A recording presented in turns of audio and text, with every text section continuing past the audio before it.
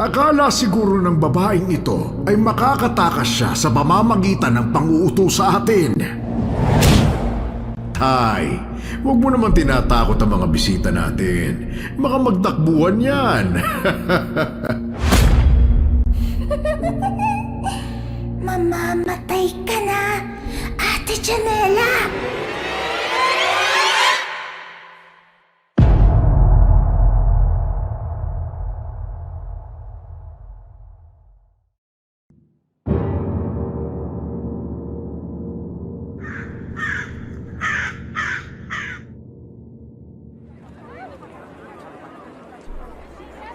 Nasaan na kaya si Marlo?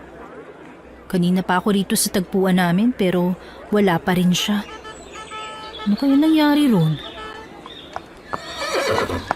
Janela! Janela, nandito ako! Marlo! Aba, nakasakay ka pa sa kabayo ah.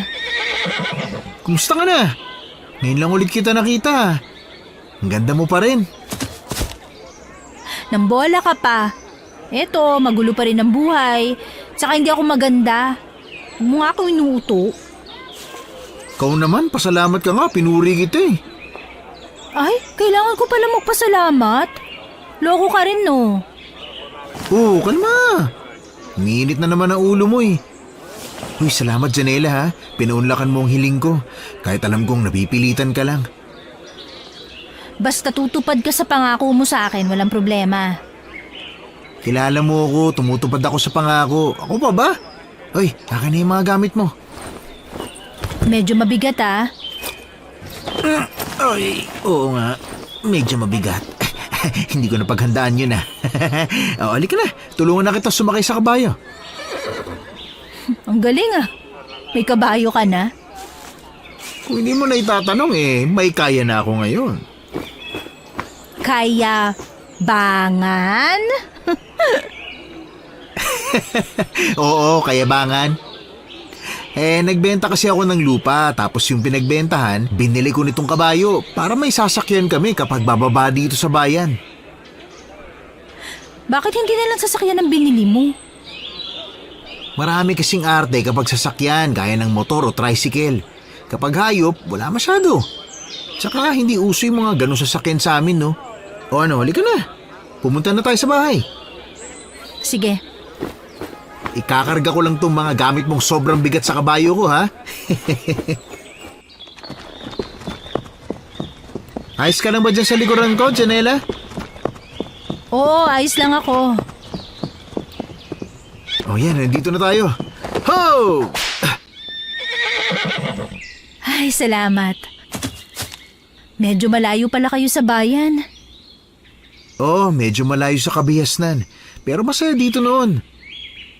Noon? Oo, kasi tahimik lang dito sa amin. Kaya nagtaka talaga kami sa sakit ni nanay. Sa totoo lang, Janela, biglang nagbago ang baryo namin itong taon lang. Maraming nawawalang mga tao, mapabata o matanda. Kadalasan nakukunan ng mga buntis. Kaya si nanay, pakiramdam ko, may nangyari talaga sa kanyang hindi maganda. At sa tingin mo nakulam siya? Kaya kita pinapunta rito para silipin kung ano ang lagay ng nanay ko at para magamot siya. Kung nakulam ba siya o simpleng sakit lang. Kasi hindi na siya gumagaling eh. Ang malala pa ron, may mga insektong lumalabas kapag sumusuka siya. Insekto? Kung may insektong lumalabas, barang yon, Marlo. Barang? Ano yung kaibahan nun sa kulam? Mas malakas ang barang kesa kulam. Kaya dapat maagapan na natin si Aling Angela at baka mahuli na tayo. Naku, kailangan ko na talaga ng tulong mo. Oh, halika na. Tulungan na kitang bumaba dyan sa kabayo. Humawa ko sa kamay ko, ha? Salamat ah. Nakababahan na ako. Kukunin ko lang ang mga gamit ko. Ay, hindi na. Ako nang kukuha. Sigurado ka? Bisita ka, kaya pagsisilbihan kita. Pagsisilbihan daw. Ang ganda ng bahay nyo ah. May maliit pa kayong hardin na puro bulaklak.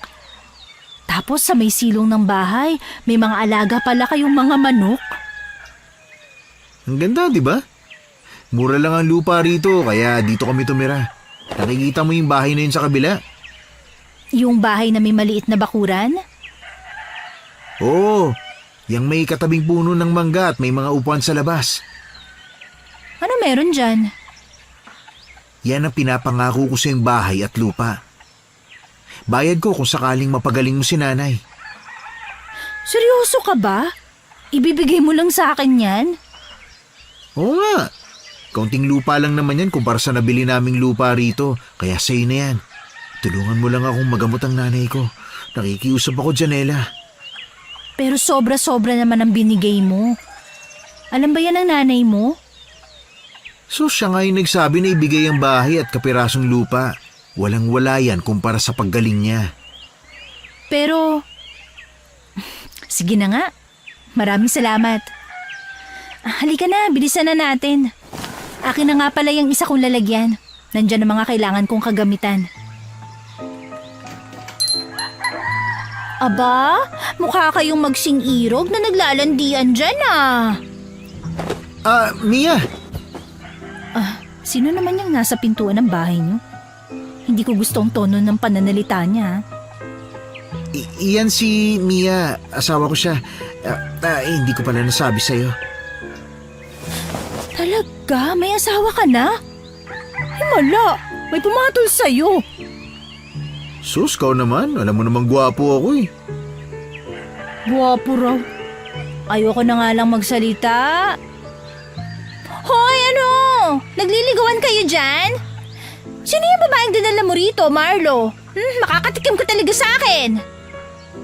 Halika na, ipapakilala kita, Janela. Mukhang galit ang asawa mo ah. Kabit mo ba yan? Kapal na mukha mo magdala ng kabit dito. Hoy, babae! Hindi mo ba alam na pamilyadong tao tong kasama mo, ha? Hindi. Aba, talagang halika nga rito, sasabunutan kita. Teka lang, Mia. Ikaw naman ang init ng ulo mo eh. Relax ka lang. Relax? Paano ako makakapag-relax kung nagdala ka ng kabit sa pamamahay natin? Hoy, dahan-dahan ka sa pananalita mo ha. Bakit ako magdadahan-dahan ha? Tingnan mo nga naman oh, ang mga kabit matapang pa kesa sa tunay na asawa. Ano ba sinasabi ng asawa mo? Naging kabit patuloy ako ngayon. Hindi mo pa rin ba naiintindihan? Ano ba namang utak yan? Palayasin mo yan, Marlo! Palayasin mo yan! Hindi pwede. Kailangan ko siya. Ano? Naririnig mo ba sinasabi mo? Kailangan mong babaeng yan? Bakit ako? Hindi mo ba ako kailangan, ha? Asawa mo ako at magkakaanak ka na! Buntis ka? Hindi ko nasabi sa'yo. Buntis nga pala siya. Kaya naman pala. Kaya pala pakiramdam ko may mga matang nakamasid sa paligid. May inaabangan pala silang pagkain. Pero hindi pa ganong malaki ang tiyan ng babaeng ito ha. Kaya siguro hindi pa siya ginagalaw. Kating-kati talaga ako sa bunutan ng babaeng malandi na yan eh. Halika rito! Isang hibla lang ng buhok ang mahila mo, hindi mo magugustuhan ang ganti ko. Ganon ah. Sige, halika rito, kakalbuhin kitang malandi ka! Ano ba? Tumigil ka na nga. Si Janela yan, kaibigan ko. Kaibigan mo lang? Naniwala ako. Mga palusot mo talaga. Nakuhuling-huli ka na, Marlo! Nandito ako para gamutin si Aling Angela. Anong gamutin? Kung sarili mo kaya muna ang gamutin mo. Pagalingin mo yung kakatihan mo! Tumigil ka na! Sinisigawan mo ba ako? Sinigawan ka niya. Narinig mo naman eh. Kasi naman, hindi ka marunong makinig. Inaganyan mo ako sa harap ng kabit mo? Huwag mo nga siyang sabihan ng ganyan. Kapag yan nainis sa'yo, bahala ka. Bakit? Ano ngayon kung mainis siya sa akin, ha? Bakit? Ano ba magagawa ng kabit mo? Ay! Mga kapitbahay! May kabit ang asawa ko! Dinala pa niya talaga rito! Napipiko na ako sa'yo, ha? O, ano? Di ba pikon ka? Kabit? Ayusin mo to, Marlo. Alam mong maiksi ang pasensya ko. Ano naman ngayon kung maiksi ang pasensya mo? Baka sampaling pa kita eh. Tumigil ka na, Mia. Siya ang kakilala kong manggagamot. Kapag nagalit yan dahil hindi ka tumitigil, baka ilipat niya yung barang sa'yo. Sige ka. Ano? Aray, ba't ka nananapak na lang bigla? Bakit hindi mo sinabi kaagad? Hindi kasi matigil yung pagbubunganga mo eh. Hindi mo ako hinahayaan magpaliwanag. Pasensya na. Hindi ko kasi alam na... Kung sana kasi nakinig ka, hindi sana sumasakit ang lalamunan mo ngayon dahil sa kasisigaw. Huwag ka mag-alala. Wala akong ibang intensyon. Bakit kasi hindi mo kagad sinabi sa akin, Marlo? Ikaw may kasalanan nito eh. Ulit-ulit na nga namin pinapaintindi sa'yo. Inuuna mo kasi yung galit mo eh. Ikaw may kasalanan yan. Hindi mo nga sinabi na papupuntahin mo rito ang kaibigan mo. May sinabi ako ha. Hindi mo sinabing babae. Ang akala ko tuloy kabit mo eh. Yan naman. Kung kabit ko yan, ba't dadalhin ko pa rito? Kilabutan ka nga. Hindi namin papatulan ng isa't isa. O ano, magkukwentuhan lang ba tayo o titingnan natin ang pasyente? Pupuntahan na natin si nanay. Mia, mamaya na tayo mag-usap. Kailangan ko lang ipasilip si nanay. Tara, Janela, pumasok na tayo. Halika rito. Pasensya ka na, Janela. Bati tayo, ha? Papasok na kami. Pakibantay yung mga gamit niya, Mia, ha? Yung kabayo, natali ko na yan. Huwag mong gagalawin ng kabayo, baka sipahin ka. Nakakabastos ang asawa mo, ha? Pinagsigawan pa sa mga kapitbahay nyo rito, nakabit ako. Ay, naku, pasensya ka na, ha? Taklesa lang kasi talaga si Mia. Saan mo ba nakuha ang babaeng yan? Kanina naaawa ako sa napangasawa mo eh. Nung makita ko siya, mas naaawa ako sa'yo. Ay, kawawa ka. Huwag na muna natin siyang isipin. Ganyan lang kasi si Mia, pero mabait at malambing talaga yan. Ay nako, parang pinag-iisipan ko kung titira ako rito o hindi. Basta ako nang bahala sa kanya. Magkakasundo rin kayo ni Mia, ha? Oh, nandito na tayo sa kwarto ni nanay. Hahawiin ko lang tong kurtina, ha? Nanay? Nanay Angela, may bisita po kayo. Naalala niyo pa po ba si Janela, yung anak ng manggagamot? Aling Angela? Magtakip ka ng ilong. Pasensya ka na ha. Alam kong ikaw lang makakaintindi sa nanay ko nang hindi siya inuhusgahan.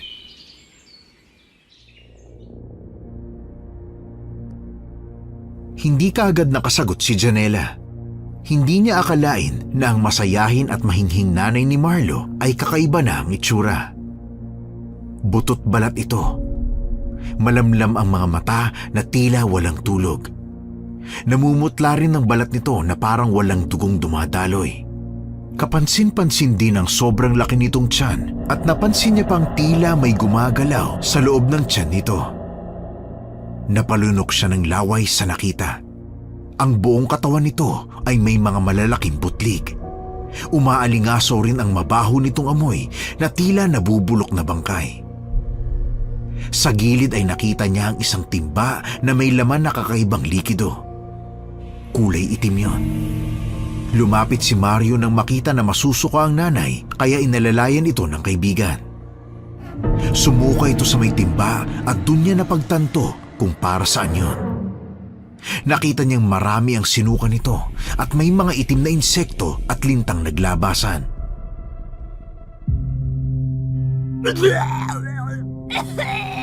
Ay, naku, pasensya ka na.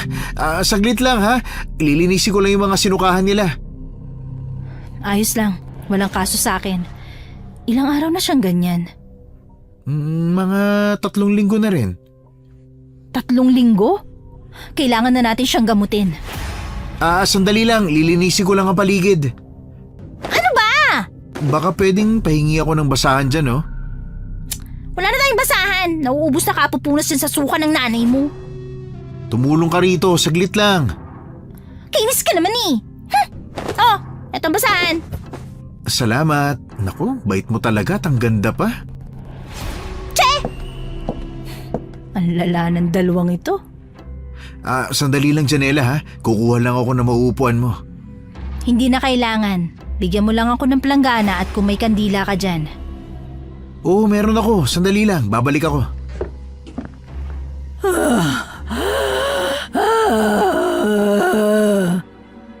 Aling Angela, naaalala niyo pa po ba ako?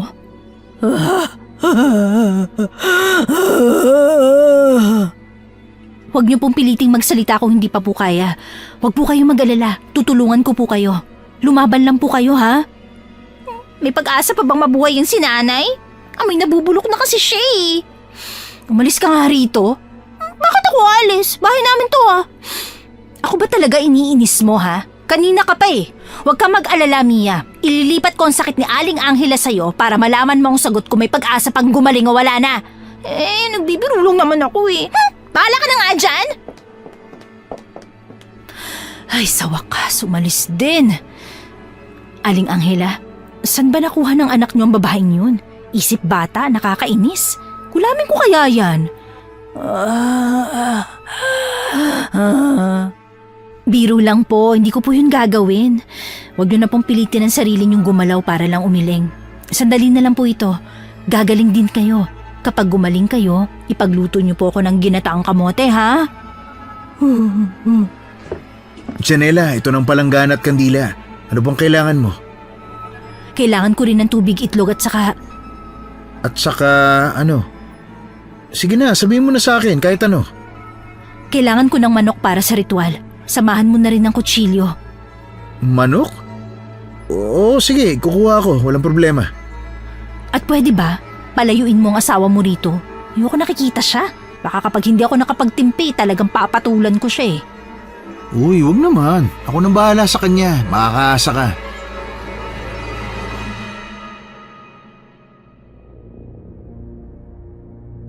Sinimulan na ni Janela ang pagtatawas. Matapos nun ay dinasalan niya ang matanda. Nagritual din siya. Kinatay niya ang manok at ipinahid ang kaunting dugo sa noo ng matanda. Nag-usal siya ng panalangin upang ibalik ang barang sa kung sino man ang gumawa noon. Siniguro niya ring hindi makakabalik ang barang sa may sakit at maging sa kanya. Binigyan niya ng dinasalang proteksyon ng matanda at sinabihang palaging suotin ang kwintas na ibinigay niya.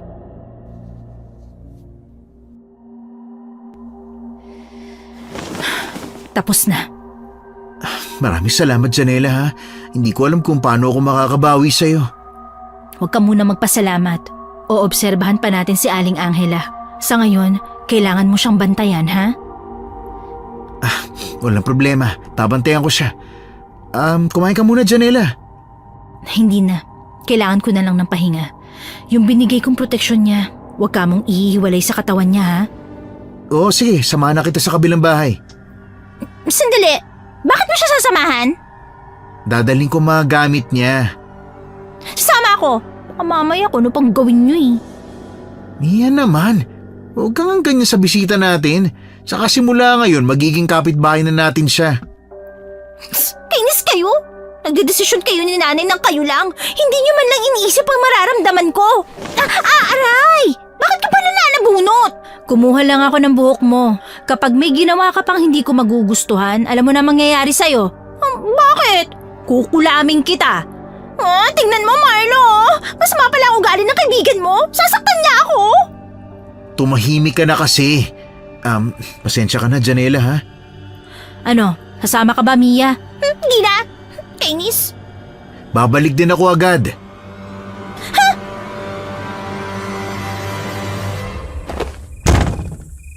Tingnan mo ugali ng babaeng yun.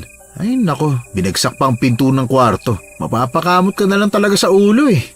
Di ka na, Janela, maglakad na tayo. Saan mo ba kinuha yung asawa mo?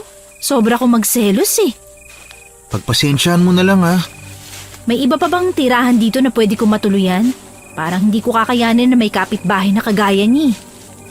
Mabait naman si Mia, yun nga lang, naging tupakin nung magbuntis siya. Nakilala ko siya dito sa baryo. Sandali lang ha, bubuksan ko lang tong pinto.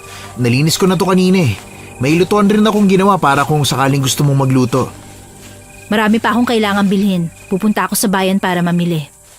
Nandun yung kwarto mo oh. Alam kong gusto mong may pintuan kaya pinursigi ko talagang may kwarto ka. Nag-abala ka pa. Nagustuhan ko naman ng bahay. Okay na ako rito. Magpapahinga na ako, Marlo. Puntahan mo na yung asawa mo. Sigurado ko bang hindi ka nakakain? Di na. Maglilinis lang ako ng katawan. Kapag gumaling na si Aling Angela, samahan mo ko sa bayan. Bibili ako ng mga pagkain at mga gamit. Oo, walang problema. Pahinga na rin kayo ha. Uy, maraming salamat talaga ha. Pasensya ka na kung wala akong perang maibibigay sa'yo. Hindi na yun mahalaga. Mas maganda nga ang binigay mo kaysa sa pera. Sus, maliit na bagay. Oo nga pala Marlo, Oh, ano yan? meron ka bang hinala kung sino ang nagpabarang sa kanya? Wala rin akong ideya, Janela. Mabait naman yung nanay ko sa lahat ng tao, lalo na rito sa lugar namin. Sa tingin ko, hindi lang to kaso ng simpleng barang eh. May galit ang bumarang sa kanya. Sa tingin ko, malalaman lang natin yan kung bumalik ang barang sa kanya. Ibinalik ko ang barang pero dahil sa sabi mo na huwag siyang patayin, ginawa ko na lang siyang baliw. Uy, Janela, maraming salamat ha. Oo nga pala, ingatan mo ang asawa mo ha. Kanina nung bumaba ako sa kabayo, naramdaman kong may mga masasamang nilalang sa paligid. Uy, wag mo naman akong takutin ng ganyan. Hindi kita tinatakot. Naaamoy nilang buntis ang asawa mo. Oh, ibig sabihin, totoong may aswang dito? Oo, kaya mag-iingat kayo. Ngayon pa lang, magsaboy ka na ng asin sa paligid. Oo, sige, maraming salamat. Pag-uwi ko, gagawin ko na yan. Ay, Janela, oo nga pala. May poso sa likod ng bahay namin ha, kapag kailangan mo ng tubig. Nagigib na ako at nilagay ko sa banyo. Pwede mong gamitin yon. Sa ngayon, pareho muna tayong gagamit ng banyo ha. Yun yung banyo namin sa labas ha. Sige, iwan mo na ako. O paano, bukas na lang ha. Nag-ayos na ng mga gamit si Janela. Nang maayos niya ay nagtungo na siya sa banyo upang maglinis ng katawan. Doon na rin siya nagbihis. Matapos damputin ang gasera, ay may narinig siyang malakas na ungol. Nakakarinig din siya ng mga nagsisigawang tinig, ngunit paglabas niya ay wala naman siyang nakitang tao o kung anuman. Ilang segundo siyang tumayo sa labas hanggang sa nainip na siya at pumasok na sa loob ng bahay. Lumipas ang ilang araw, napansin na nila ang paggaling ni Aling Angela. Nagpasalamat ito sa kanya dahil sumigla na ito at handa nang magtinda ulit sa bayan. Ang kapitbahay na naging matalik ng kaibigan ni Aling Angela ay nabaliw at naglayas, kaya naman nalaman nilang ito ang nagpabarang. Isang araw, nagulat siya nang may dumating sa bahay niya para magpagamot. Nakita niya si Mia nakausap ang mga nagpapagamot at nanghihingi ito ng donasyon. Mia, ano to? Gising na ang ating manggagamot. Manggagamot? Halika nga rito. Aray! Umawang kalat ka rin. Isusumbong kita kay Marlo eh. Buntis kaya ako. Mia, bakit ang daming tao dito sa bakuran ko? At talagang nagdala pa kayo ng mahabang upuan para makaupo silang lahat? Ito naman, tinutulungan na nga kita eh. Anong tulungan sinasabi mo? Tinutulungan kitang kumita para may pera ka. Mia, kung hindi ka lang buntis, sinabunutan na talaga kita eh. Bakit nga may mga tao rito? Gusto nila magpagamot. Di pumunta sila sa ospital. Hindi naman nagagamot ang sakit nila sa ospital. Tsaka nalaman nilang manggagamot ka kasi kinalat na ni nanay na ikaw ang nagpagaling sa kanya. Ano? Ay, naku, sumasakit ang ulo ko sa inyo eh. Sige na, gamutin mo na sila. At saka merong iba rito dumayo pa talaga para magpagamot. Ang galing, di ba? Grabe magpakalat ng chismis. Balita si nanay. Balita pala. Paalisin mo na sila. Hindi ako albularya, Mia. Kung hindi ka albularya, ano ka? Mambabarang? Kung sabihin ko sa'yong oo, maniniwala ka ba? Di ba parehas lang din naman yun. Manggagamot, albularya, mambabarang, pare-pareho lang kayo may alam sa mahika. Ang kaibahan lang sa kung saan ginagamit ang natutunan nila. Alam ko mabait ka, Janela. Hindi mo matitiis sa mga tao. Tingnan mo nga, yung mga pasyente umiiyak dahil sa sakit. Baka kaya ba yan ang konsensya mo, ha? Talagang nanggigigil ako sa'yo eh. Ngayon lang to, Mia, ha? Ipangako mo. Hindi ko yan may papangako, Janela. Maraming gustong magpagamot eh. Talaga naman, kung hindi ka lang buntis at asawa ng kaibigan ko, kinulam na kita eh. Hindi mo yun magagawa. Lagot ka kay Marlo. Ay, oo nga pala, nalaman ko, yung nobyo mo pala kaibigan ni Marlo. Kaso, namatay siya dahil sa barang. Sino nagsabi niyan sa'yo? Hindi na yun mahalaga. Nalaman ko na nabarang yun pero hindi mo siya naligtas. Papayag ka bang may mamamatay kagaya ng sa nobyo mo? Ginagalit mo talaga ako, Mia eh. Bakit kailangan mong ungkatin yan? Pasensya na. Gusto ko lang naman sabihin na maraming umaasa sa'yo. Sa susunod na banggitin mo pang bagay na yan, sisiguruhin kong puputulin kong dila mo. Janela, isasara ko ng mabuti ang bibig ko. Pasensya na. Walang nagawa si Janela kundi ang manggamot ng mga pasyente. Akala niya ay simple ang pamumuhay rito. Yun pala, marami ring sakit ang mga tao rito. Marami siyang ginamot na muntikan ng maging aswang. Ang mga ito ay naglalaway ng malapot, nanlilisik ang mga mata at nawawala na sa tamang pag-iisip. Lumipas sa mga araw at yun na ang naging gawain niya, ang manggamot ng mga tao. Mabuti na lang at bago siya umalis sa kanilang baryo, inalam niya ang lahat ng orasyon, ritual at kung ano-ano pa. Naisip niyang ito ang pagbabagong buhay na gusto niya, ang makatulong sa tao at maging manggagamot. Isang gabi, nagligpit siya ng mga upuan. Nakaramdam si Janela na kakaiba ang simoy ng hangin, pero hindi niya inintindi. Ay, Janela, iniligpit na namin yung mga upuan, ha? Ang akin niya natapos sa panggagamot. Ay, konti lang ang nalikom natin ngayon. Dapat talaga may presyo ng pagpapakonsulta. Ano ka ba naman, Mia? Hindi ba ang layunin natin makatulong sa tao? Kaya nga ginawa mo to eh. Ay, hindi talaga yun ang layunin ko. Layunin kong kumita, no? Paano natin to ngayon hahatiin, ha? Pambihira talaga tong asawa mo. Negosyante ang datingan. Kahit sa'yo na yan. Basta bukas, hindi ako manggagamot. Oh, yay! Salamat! Paano naman kasi ang iba? Mga pagkain, gulay at prutas ang dinadala. Nga pala, Janela, nagluto ako ng hapunan. Doon ka na kumain sa amin. Hindi ko yan tatanggihan. Alam mo, Janela, nagtataka lang ako. Bakit kaya ngayong araw ang madalas na nagpapagamot? Mga pare-parehas ang sintomas. Mga nananakitan siya, naglalaway, nanlilisik ang mga mata. Alam mo, Mia, sa pakiwari ko, may aswang talaga sa lugar na ito. Aswang? Ngayong gabi talaga tayo magkwekwentuhan tungkol sa aswang. Kaya mag-iingat kayo. Lalo ka na, Mia, dahil buntis ka. Sa tingin ko, nanghahawa ang aswang na yon para dumami ang lahi nila. Pero dahil nagagamot mo sila, napipigilan mo ang gusto nila at may posibilidad na umatake sila sa atin. Ano? Hindi ko to napaghandaan.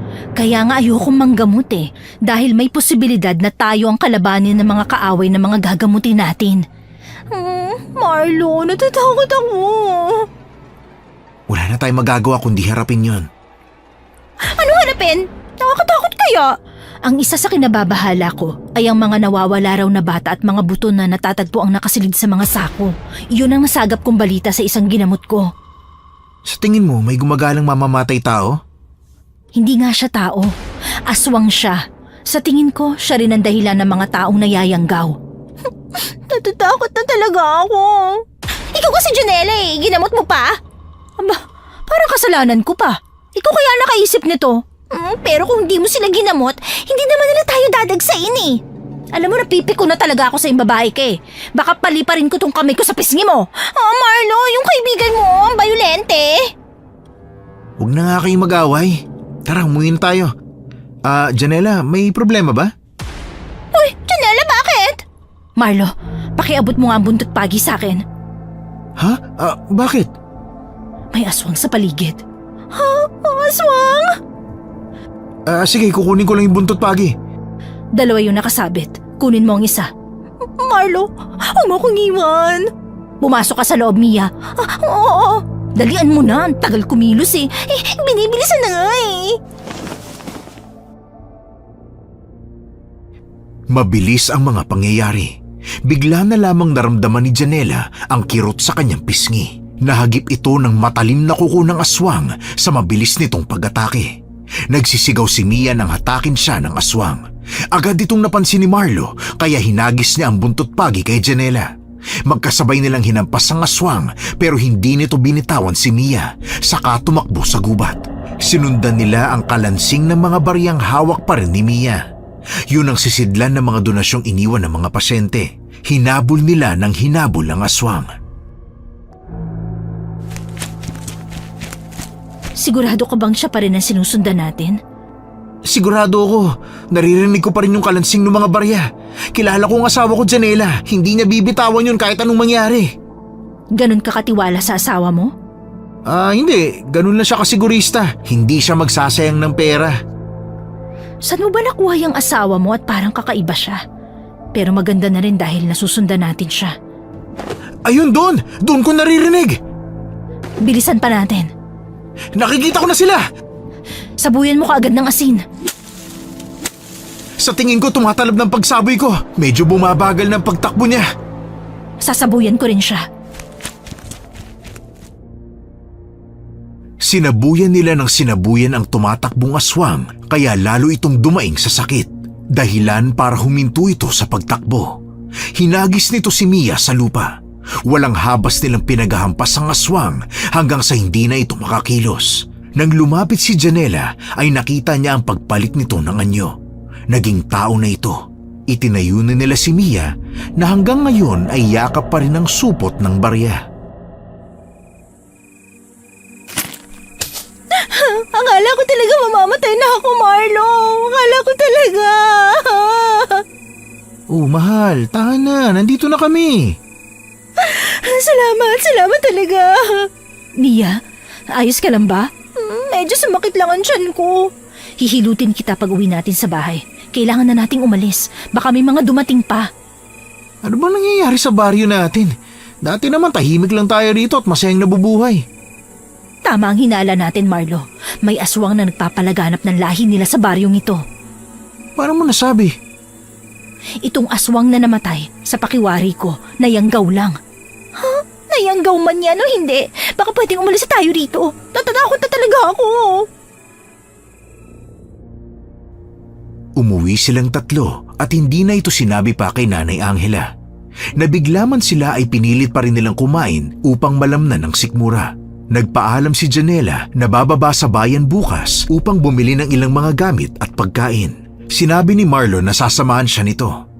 Napagdesisyonan nilang huwag nang pag-usapan ang mga naganap, ngunit mag-aantabay pa rin sila sa mga susunod na gabi. Nagsunog sila ng goma sa kanilang mga bakuran at nagsaboy ng asin sa paligid ng bahay. Isa sa dahilan kung bakit siya pumunta sa bayan ay upang mag-obserba sa baryo maging sa bayan. Kinabukasan, nagising siya sa sinag ng araw na lumulusot sa kanyang bintana. Nakalimutan pala niyang isara ang bintana.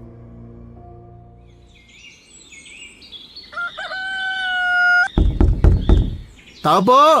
Janela! Tao po! Ay, kalabaw! Hanip ka naman, Marlo. Bigla ka nalang dumudungaw sa bintana. Hindi ka sumasagot eh. Tsaka nakabukas yung bintana mo kaya sinilip na kita. Nakalimutan ko yung isara. Pango na, alis pa tayo di ba? Ay, oo nga pala. Hintayin ka namin dito sa labas ha. Nanghiram pala ako ng kariton para doon natin ilalagay yung mga pinamili mo. Ang tagal natin itong pilinano pero ngayon lang matutuloy. Magaling kasi ang asawa mo eh. Ipain ba naman ako sa mga gustong magpagamot tapos umatake pa ang aswang? Pagpasensyahan mo na. Ay, ayos lang sa akin. Parang naging parte ng paggagamot sa buhay ko. Lalabas na ako, mag-aasikaso lang. O sige, kumain ka na. Hintayin mo na lang ako dyan sa labas. Marlo, halika na! Papunta na, ginigising ko lang si Janela. Bakit? Hindi pa bagising yung mambabarang na yan? Buisit na to ah. Dungawin ko nga siya sa bintana. Gising na ako! Bakit? Gusto mo bang barangin kita, ha? Ay, gising na pala. Sabi mo, Marlo, ginigising mo. Hindi mo sinabing gising na pala eh. Oo nga, kaya nga siya nagising eh. Sige, hintayin ko kayo rito sa kariton. Oh, bakit kasama ka? Hindi ba ako pwedeng sumama? Oo nga pala. Babantayan mo ang asawa mo. Saglit lang, maliligo lang ako ha. Marlo, bantay sarado ka ng asawa mo. Hayaan mo na siyang sumama. Nabuburiyan kasi yan sa bahay eh. Isa pa, baka umatake ulit yung aswang. Sino magbabantay sa nanay mo? Magaling naman na siya eh. Nagbigay nga ng listahan ng bibilin eh. Hindi lang siya nakapagtinda ngayon kasi anong oras na siya nagising. Ganun ba? Isama na lang natin si Mia ha. Kasi magagalit siya kapag hindi siya kasama eh. Tsaka hindi ko siya pwedeng iwan kay nanay. Hindi rin sila magkakasundo. Paano makakasundo kung ganyan kasama ang ugali ng asawa mo? Kaya nga masaya ako nandito ko eh. Nagkakaroon siya ng takot. Dami mo magiging asawa, ganyan pang ugali. Ay, maiintindihan mo kapag umibig ka na ulit. Ay, nakakakilabot. Di na lang, oy. Saglit lang naligo si Janela at bumiyahe na sila papunta sa bayan. Sumakay siya sa kariton na hila-hila ng kabayo habang si Mia naman ay nakapulupot sa kanyang asawa na nangangabayo. Namili siya ng kaunting gamit na kakailanganin niya. Bumili din siya ng mga pagkain na gusto niya.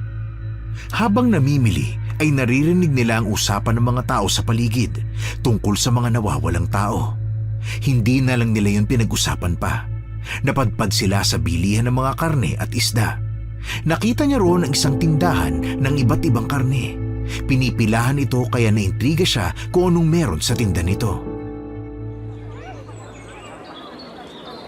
Bumili na ho kayo ng karne! Masarap itong ihawin o sabawan! Oh, karne kayo dyan! Abay, sariwang-sariwa ang karne namin at talagang masarap! Grabe, ang gwapo talaga ni Alfonso tapos ang macho pa. Tingnan mo naman ang apron, bumabakat sa maganda niyang katawan. Mia? Baka nakakalimutan mong asawa mo ako? Ay, ito naman, panira ka naman eh. Masama ba ang magpantasya, ha? Aba, oo naman! Nagtataksil ang mga mata mo, hoy! Sino sila? Mag-amayan sila. Anak ni Juanito yan si Alfonso. Pinipilahan ang tinda nilang karne. Ang sabi ng ilan, masarap ang karne na binibenta nila. Sariwa daw o talagang malasa. Talaga? Nakabili na ba kayo ng karne na galing sa kanila? Hindi pa. Namamahalan kasi ako sa presyo eh. Isa pa, madalas manok ang gusto namin. Dahil kung yun ang gusto namin kainin, magkakatay na lang kami. Ah, ganun ba? Pwedeng sumaglit tayo. Titingnan ko lang ang karne na tinitinda nila. O sige, Lalapit tayo kay Papa Alfonso. Ay, gusto ko yan. bili na po kayo ng karne. Sariwang-sariwa po. Nakakaramdam ako ng kakaiba sa mga karne na tinitinda nila. Bakit parang naging iba ang mata ng tindero? Nung tumingin siya sa akin, naging pula ang mga mata niya. May kakaiba talaga sa kanila. Susubukan kong bumili ng karne. O sige na, bumili ka na. Bili na kayo mga suki. Sariwang-sariwa ang tinitinda namin. O iha, ano, gusto mong bumili? Murang-mura lang. Pinipilahan ang karne namin. Kami mismong nagalaga niyan. Paglapit nila sa tindahan, hindi nakatakas sa kanyang paningin ang pagsulyap ng mag-ama kay Mia. Nakita pa niyang napalunok ang matandang si Juanito, samantalang siniko naman siya ni Alfonso. Pawang magagandang lalaki at matipuno ang mga ito, pero nararamdaman ni Janela na may kakaiba talaga sa kanila. Sinuri niya ang mga karne na nakalatag. Kakaiba rin ang mga karne. Mapupula ang mga yon, halatang sariwa. Hindi maipaliwanag ni Janela kung bakit tila bumigat ang kanyang dibdib at nanindig ang mga balahibo niya. Binibini? Bibili ka ba o hahaplusin mo lang yung mga karne? Bibili ako. Pero anong klaseng karne ito? Karne yan ng baka. Masarap yan, Ineng. Subukan mo. Alam mo, ngayon lang kita nakita. Mukhang bago ka lang dito. Paano niyo po yun nalaman? Sa tagal ko na ritong nagtitinda, kilala ko na ang halos lahat ng mga taong nagagawi rito. Ako po, kilala niyo na? Oo naman. Ikaw ang kasama palagi ni Angela. Nasaan na nga pala siya? Nagkasakit siya eh. Naku, kawawa naman si Aling Angela. Magpagaling siya kamo, ha? Oo, magpapagaling siya. Sasabihin ko yan sa kanya. Hoy, Mia! May asawa kang kasama, ha? Kung makatingin ka kay Alfonso, ang lagkit-lagkit. Bakit ba? Isa gwapo at macho siya eh. Ay, pero kapag akong humanga sa babae, nagagalit ka. Kapag ikaw, ayos lang. Ay, nako. Bibili ba kayo? Pasensya na ha, unahin ko na muna itong mga nakapila. Ayos lang yun. Tumitingin pa naman sila ng tinda niyo eh. Ang sabi niyo, karne ito ng baka? Oo, bakit? Anong problema, dayuhan? Hindi ito karne ng baka. Anong ibig mo sabihin, Janela? Hala, nagtinginan sa atin ang mga bumibili. May mga nag-aalisan tuloy. Ano sinasabi mo? Alam ko kung anong itsura ng karne ng baka, maging ang baboy. Kaya alam kong iba ang itsura nito. Ha? Ano ibig mo sabihin, Janela? Karne ng tao yan, ha? Nakakatawa tong kaibigan mo, Marlo! Tumigil ka nga, Mia. Iha, ilang taon na rin ako sa ganitong trabaho. Maging ang anak kong si Alfonso. Alam namin ang itsura ng mga karne. Talaga? Kapag pinatakan ko yan ng kalamansi, siguradong malalaman natin kung sino nagsasabi sa atin ng totoo. Ha? Kalamansi? Paano mo naman malalaman sa pamamagitan nun? Huwag mo na siyang tanungin. Ang balat ng mga hayop at tao may kakaibang forma. Binibini, sariwa at malinis ang karne namin. Paborito ito ng lahat. Kaya nga pinipilahan, hindi ba? Kung hindi ka bibili, umalis ka na lang. Huwag kayong bibili rito. Hindi ordinaryong karne ang mga ito. Oh, bakit Janela? Marlo, huwag kang bibili rito. Ano bang sinasabi mo? Hindi ka na nga bibili, sinisiraan mo pa kami. Alam mo, Iha, masama ang pagbibintang mo. Lalo na't wala kang ebidensya. Karne lang ito ng baka. Alam nyo, kung hindi kayo bibili, walang problema ron. Umalis na lang kayo dahil marami pang bumibili. Nakakaistorbo lang kayo sa negosyo namin. Pasensya na po Halika na Janela, umuwi na tayo. Pero, Kasi gusto nang umuwi ni Mia Hindi ba Mia? Hindi gusto ko pang titigang mabuti si Alfonso eh. Tumigil ka nga! Kainis! pero kailangan malaman ng mga tao na hindi dapat sila bumibili sa mag-amang yon. Ano bang problema mo, Janela? Sinisiraan mo pa sila? Nagtatrabaho lang yung mga tao dun eh. Kailangan mahinto na sila sa ginagawa nila. Eh bakit ba? Umakit na nga kayo sa kariton, bilis na! Bakit ka naninigaw? Basta sumakay na lang kayo at uuwi na tayo. Kakaiba ng nararamdaman ko rito eh. Halika na, bubuhati na kita Mia para makasampa ka. Eh ayoko pa ngang umalis. Huwag nang makulit! Umalis silang tatlo sa bayan. Bago pa man sila makalayo, muling sumulyap si Janela. Nakita niyang nakatitig ng masama sa kanya si Alfonso. Kuminang ang mga mata nito sa pagkapula. Doon napatunayan ni Janela na may kakaiba sa mag-amang nagtitinda ng karne. Takip silim na nang makauwi sila ng bahay. Tinulungan siya ni Mario na ayusin ang mga gamit at pagkain na pinamili nila. Pinapasok niya ang mag-asawa sa kanyang bahay. Ano, may iba pa ba kaming maitutulong sa'yo, Janela? Wala na, ayos na ako. O siya, umuwi na tayo Mia. Mia? Anong ginagawa mo dyan? Tinitingnan ko lang ang mga gamit niya. Manggagamot ka ba talaga? Hindi ako literal na manggagamot. Alam ko lang kung paano gamutin ang mga binarang. Ibig sabihin, marunong ka rin mambarang? Gusto mo bang subukan natin sa'yo, ha? Ayoko, ikaw naman, hindi ka na mabiro. Hindi ba magkaibigan na tayo, ha? Sino nagsabi? Oo! Oh, baka magkapikunan na naman kayo, ha? Uy, bago tayo umalis, bakit nga ba sinabi mong wag bumili ng karne kila Alfonso? Eh, sariwa naman yun. Gaya nga ng sabi ko, kakaiba ang karne na binibenta nila. Sigurado ako na hindi lang yun basta-basta karne. Ha? Ano ibig mo sabihin? Sa tingin ko, karne ng tao yun. Karne ng tao? Seryoso ka ba? Wala akong dahilan para magsinungaling. Bago tayo umalis, nakita ko pa yung Alfonso na namulang mga mata. Sa tingin ko, aswang sila. Ha? Ano?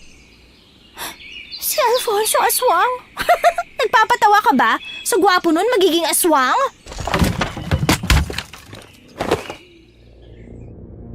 Natigilan silang lahat nang may malakas na bumagsak sa bubong ng bahay. Sabay-sabay silang napaangat ng tingin.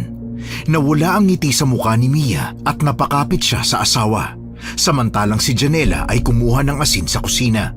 Kinilabutan sila sa tunog ng kuko na tila hinahalukay ang bubong na gawa sa pawid. Napasinghap sila nang may dalawang kamay ang lumusot sa butas. Mahaba, matungis at matutulis ang kuko. Pilit nitong inaalis ang bubungan.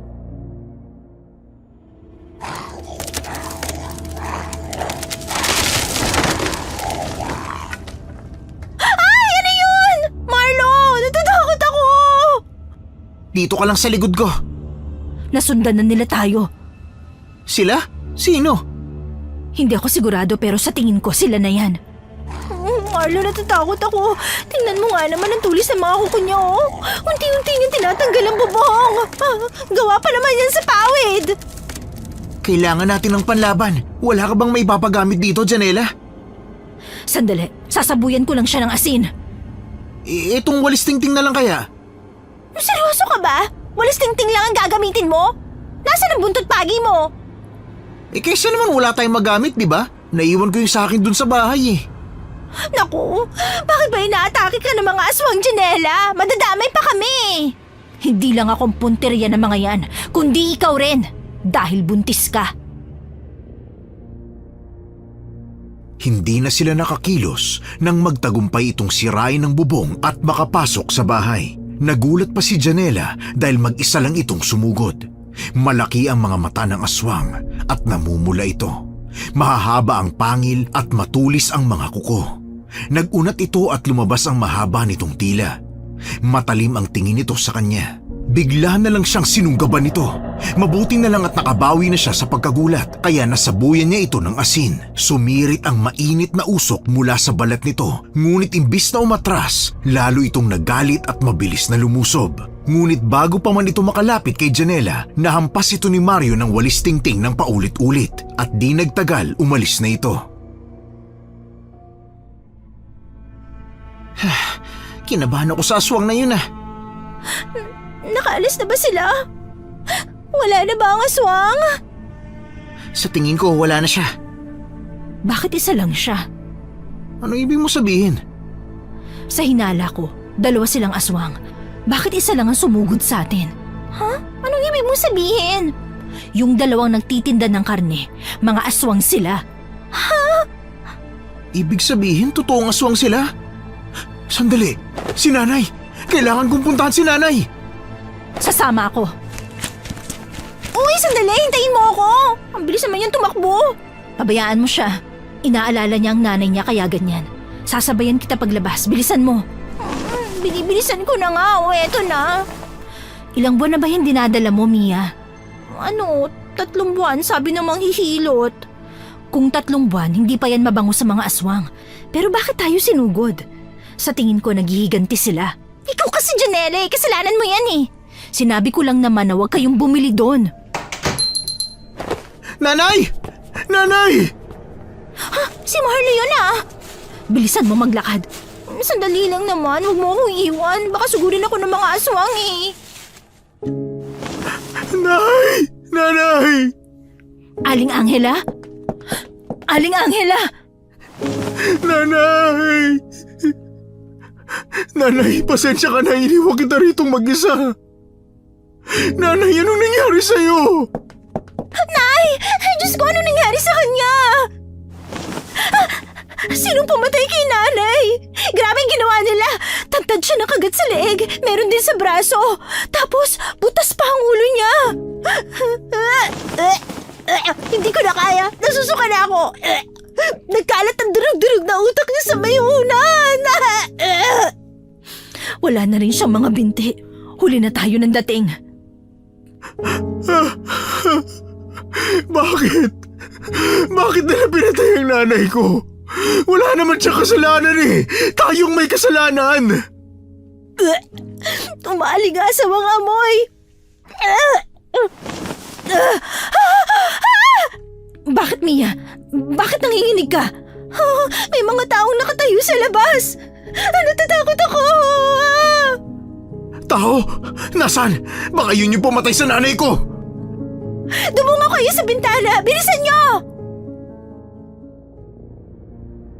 Dumungaw silang 3 sa bintana. Tanging liwanag ng buwan ang nagsisilbi nilang tanglaw. Nakita nila ang 2 aswang. Hindi gaanong makilala ang itsura ng mga ito dahil anyong aswang sila. Itinaas nila ang putol na binti ni Aling Angela, saka kinain yun na parang malutong na pritong manok. Dinig na dinig pa nila ang malakas na pagmuya ng 2. Lalong sumiklab ang galit sa kanilang 3 nang marinig pa ang pagtawa ng mga ito matapos makakain ng tuluyan. Dahil sa galit, nais na ni Marlo na tumalon mula sa bintana. Mga hayop kayo! Mga hayop! Papatayin ko kayo! Marlo, kumalma ka lang. Huwag kang tatalon sa bintana. Baka patayin ka rin nila. Wala akong pakialam! Papatayin ko yung mga yan! Mga wala silang puso! Pinatay na lang nanay ko na walang kalaban-laban! Papatayin ko sila! Sandali lang, Marlo. Bitiwan mo ko, Janela! Papatayin ko yung mga yan! Babalatan ko sila ng buhay! Gagawin ko sa kanila yung ginawa nila kay nanay! Marlo, tumigil ka muna. Hindi mo sila kakayanin. Bitiwan mo ko! Marlo, bakit mo siya tinulak? Alam mong buntis siya. Pasensya na, pasensya na. Tayo mo nga ako. Amiya, akin ang kamay mo. Naglalakad na sila palayo. Hindi pwede! Papatayin ko sila! Marlo, saan ka pupunta? Bakit kumuha ka ng kutsilyo? Ipaghihiganti kong nanay ko! Marlo, sandali! Huwag mo akong iwan dito. May buntot pagi siya pero hindi naman dinala. Janela, anong gagawin natin? Tumalon na siya sa bintana, oh. Balak niya talaga habulin ng mga yun. Dito ka lang, Mia. Babalik ako sa bahay. Bakit? Kukuha ako ng mga pangontra at palaban sa mga aswang. Iiwan mo rin ako? Paano kung balikan ako ng mga pangit na yon, ha? Anong gusto mong gawin ko? Pabayaan ko si Marlo na mapatay ng mga aswang? Kung wala akong gagawin, baka mahuli na rin tayo. Sasama ako. Ayoko maiwan dito. Tapos patay pa ang kasama ko. Isama mo ako. Nauubos na ang pasensya ko sa'yo, Mia. Hintayin mo ako rito. Babalik ako. Kukunin ko lang ang mga panlaban ko. Teka, bakit nakasabit ang anting-anting sa pintuan ng kwarto? Ang sabi kasi ni nanay, tinanggal niya yan kapag matutulog siya. Kasi nadadaganan niya. Hindi ba sabi ko wag tatanggalin ng anting-anting? Kaya pala siya nalapa ng aswang eh. Ito, ikaw na magsuot. Ayoko nga. Patay na kaya ang may-ari niyan. Mamaya multuhin pa ako ni nanay eh. Alam mo, nakakainis ka na eh. Nasasayang ang oras ko sa pagiging maarte mo. Ipapalapa kita sa aswang eh. Isusuot na. Ito na oh. Hindi ko naman mabiro eh. Bumalik si Janela at kumuha ng mga gamit para panlaban. Kumuha siya ng buntot pagi, langis at asin na may kinatas na kalamansi. Nagsuot siya ng anting-anting at nagdala ng bawang. Nagsukbit din siya ng kutsilyo sa kanyang tagiliran.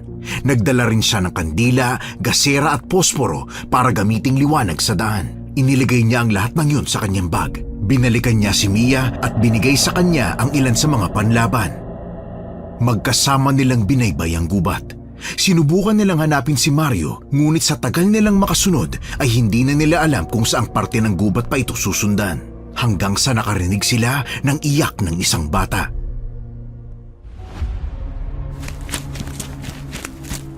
Teka lang, Janela. Si Marlo ang hinahanap natin. Bakit susundan natin ang boses ng bata?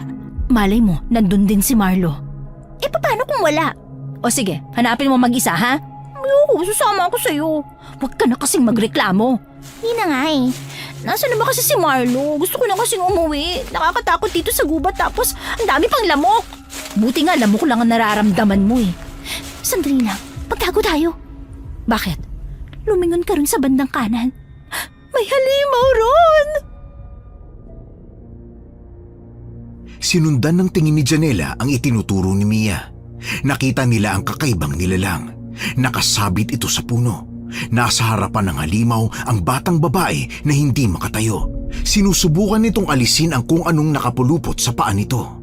Ang itim na nilalang ay tila walang buto at para itong goma na kayang pahabain ang mga galamay at ulo. Nagtakip sila ng tenga nang ibinuka nito ang bunganga at sumigaw. Ang bunganga nito ay tila balon na walang katapusan ng lalim. Umiyak ang bata habang pinagmamasdan nito. Kada ibinubuka nito ang bunganga, tila may mga sigaw at ungol siyang naririnig. Anong gagawin natin? Ngayon lang ako nakakita ng ganito. Pero sa tingin ko, yan ay kantasma. Ha? Kantasma? Ano naman yun? Isang uri ng sinumpang elemento. Dito ka lang ha? Saan ka naman pupunta? Tutulungan ko yung bata. Huwag mo nang tulungan, Janela. Kailangan nating mahanap si Marlo. Siya ang importante. Anong gusto mong gawin ko? Iwan na lang natin ang batang yan, ha? Nakikita mo ba ang nilalang? Napakalaki niya. Tingnan mo, kanina isang kamay niya. Ngayon ang dami na. 10 na yata yan eh. May mga pambihirang kapangyarihan yata yan. Ayokong isugal ang sarili ko at ng bata sa tiyan ko, no? Di dito ka na lang. Ako nakakalaban sa kanya. Iiwan mo ako. Magtago ka lang dyan. Sige, balikan mo ako ha. Kung mabuhay pa ako. himalikan mo ako. Huwag kang mamatay. Paano naman ako Kung hindi ko siya ililigtas, para na rin tayo ang pumatay sa bata. Malalim ang mga paghinga ni Janela habang hawak ang supot ng asin at buntot pagi naman sa kabilang kamay. Marahan siyang lumapit kahit kinakabahan siya sa presensya ng halimaw. Bago pa man siya makalapit ay may sumugod na kagad sa kanya. 2 galamay ng kantasma. Tumakbo siya nang maging matulis ito at balak na siyang tusukin. Bawat mintis nito ay bumabaon sa lupa at siyang dahilan kaya saglit na lumilindol ang paligid. Kung hindi niya naiiwasan ng mga tulis nito, ay siguradong patay na siya. Sinabuyan niya ng asin ang nilalang, kumuha siya ng kandila at ipinanggalang ito upang makalapit. At gaya ng inaasahan, takot ang kantasma sa apoy. Ano? Takot ka sa apoy? Tamang-tama may mga tuyong dahon sa paligid. Maglalaro tayo ng apoy. Kailangan kong sindihan ang mga tuyong dahon na to upang lumayo siya sa akin. Nasaan na ba ang kutsilyo ko? Pakakawalan ko ang bata. Ito, ayos. Habang abala pa ang kantasma, kailangan kong magmadali. Bata, ayos ka lang? Sino po kayo? Huwag ka matakot. Nandito ako para iligtas ka. Maraming salamat po. Naputol ko na ang galamay ng kantasma sa'yo. Nandun ang kasama ko sa gilid. Puntahan mo siya. Dito bata, bilisan mo! Pero paano po kayo? Huwag mo akong isipin. Kaya ko ang sarili ko. Sige na, bilisan mo na. Opo. Yumanig ang lupa dahil sa galit ng kantasma. Muli nitong inunat ang mga galamay, maging ang leeg nito ay humaba. Hindi kaagad nakagalaw si Janela nang lumapit ang ulo nito sa kanya. Napanganga siya nang ibukan nito ang bibig na sobrang laki. Kinilabutan siya sa kanyang nakita. Akala niya'y lalamunin siya nito, ngunit sumigaw ito ng sobrang lakas. Saglit namang yumanig ang lupa. Halos pumutok na ang tenga niya. Kahit pilitin niyang takpan ng tenga ay hindi pa rin yun nakatulong. Sa inis niya ay hinagisan niya ng asin ang bunganga nito at hinampas ng buntot pagi. Ang sakit na sa tenga. Grabe, mabibingi yata ako eh. Magtago lang kayo. Ate! Kailangan ko makagawa ng malaking apoy. Mia, maghanap ka dyan ng maraming tuyong dahon. Ha? Ano? Bakit mo ko inuutusan? Ang sabi mo magtago lang kami. Mag-ipon ka lang. Tapos sindihan mo para hindi siya makalapit sa inyo. Sinindihan ko na rin ng mga dahon dito kaya napaatras na siya. Oo nga no. Kitang-kita ko kung paano siya naiinis sa apoy. Sige, sisindihan ko ang mga dahon dito. Janela, tumakbo ka! Hahampasin ka na niya! Naku po, muntik na ako ron na. Akala ko katapusan ko na. Tumakbo si Janela nang ulitin ng kantasma na ihampas ang mga mahahaba nitong galamay. Nakita rin nila kung paano ito natutusta tuwing napapalapit ito sa apoy. Nangangamoy goma kapag nasusunog ang balat nito. Nagtanggal ng kapirasong tela sa damit si Janela tapos binuhusan niya ito ng langis. Sinindihan niya ito gamit ang posporo kaya ito'y nagliyab. Hinagis niya ito sa mga tuyong dahon kaya lalong lumaki ang nagawang apoy. Ngunit hindi inaasahan ni Janela ang muling pag-atake ng kantasma. Mula sa mabalon nitong bunganga ay naglabas ito ng napakaraming dila. Pinagahampas siya nito. Tila latigo ang sakit nito kapag tumatama sa katawan niya kaya natumba si Janela. Uy, Janela, tumayo ka dyan! Susunggaban na rin kami ng kantasma na yan! Tatayo na! Bilisan mo! Sabuyan mo ng asin, baka matakot! Sinabuyan ko na, Mia! Ha? Ilang dila lang ang nasabuyan mo, no? Tumakbo na kayong dalawa! Ayoko nga! Paano kung sugurin kami ng aswang? Walang magtatanggol sa amin! Umilag ka! May isang dila na lumusot at nahampas siya sa balikat. Saglit siyang napahandusay sa lupa. Nanginginig na siya, ngunit pinilit niyang tumakbo papunta kila Mia nang makita niyang may galamay na tutusukin sila. Hinampas niya yun ng buntot pagi. Tumakbo silang magkakasama habang iniilagan ang mahahabang galamay na gusto silang durugin. Nadapa si Mia at tila domino silang sunod-sunod na nadapa rin. Humarap si Janela sa halimaw. Muntikan na siyang matusok sa muka kung hindi lamang natupok ng tuluyan ang kantasma. Hinahabol niya ang kanyang hininga habang nakatingin sa namatay na kantasma. Nagulat sila nang makita nila si Marlo na sinasaksak ang kantasma sa likuran. Marlo? Marlo! Pasensya na kung nahuli ako. Oh, saan ka ba galing? Muntik na kaming mamatay. May malaking halimaw na gusto kaming patayin. Oh, mahal. Shh, huwag ka na umiyak. Kanina ka pa ba? Naku, hindi. Pauwi na ako nung marinig kong may sumisigaw. Pangalan namin kung ano na nangyari sa iyo eh. Nag-alala ako. Oh, Mia, mahal. Tama na. Nandito na ako.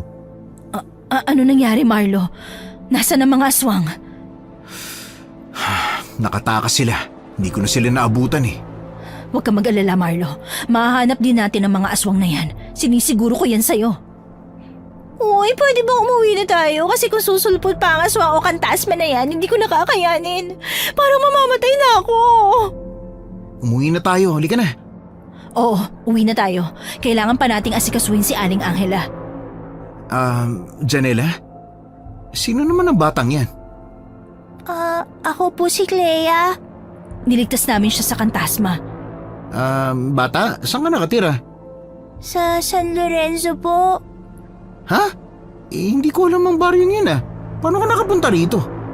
Dinala po ako ng halimaw. Dinukot niya po ako at binigyan ng candy. Tapos po hindi ko na malaya. Nasa gubat na po pala kami. Balak na niya ako kainin. Umuwi na tayo. Kung may gusto kayong itanong sa kanya, bukas na lang natin pag-usapan. Nang umuwi sila ay muling nakita ni Marlo ang sitwasyon ng ina. Humagulhol si Mario at sinisisi ang sarili sa nangyari. Nalaman ng buong baryo ang nangyari at nahintakutan sila dahil kakaiba ang pagkamatay ng matanda. Tinulungan sila ng kapitan para magkaroon ng maayos na kabaong si Aling Angela, ngunit bukas pa ito darating kaya kailangan nilang bantayan muna ito. Dahil sa takot, gusto ni Mia na magkakasama muna sila sa iisang bahay. Dumating ang umaga, nakarating na ang kabaong. Dinasalan nila si Aling Angela. Inihabilin naman nila ang bata sa kapitan upang ito'y makabalik na sa kanila. Ngunit unang gabi pa lang ng burol, bigla na lang sumulpot ang bata sa bahay. Narinig niyo ba yun? May umaalulong na mga aso. May aswang ba sa paligid, Janela? Wala ko nararamdaman. Ate, kuya. Oh, Clea, ba't nandito ka? Sino kasama mo? Clea? Clea?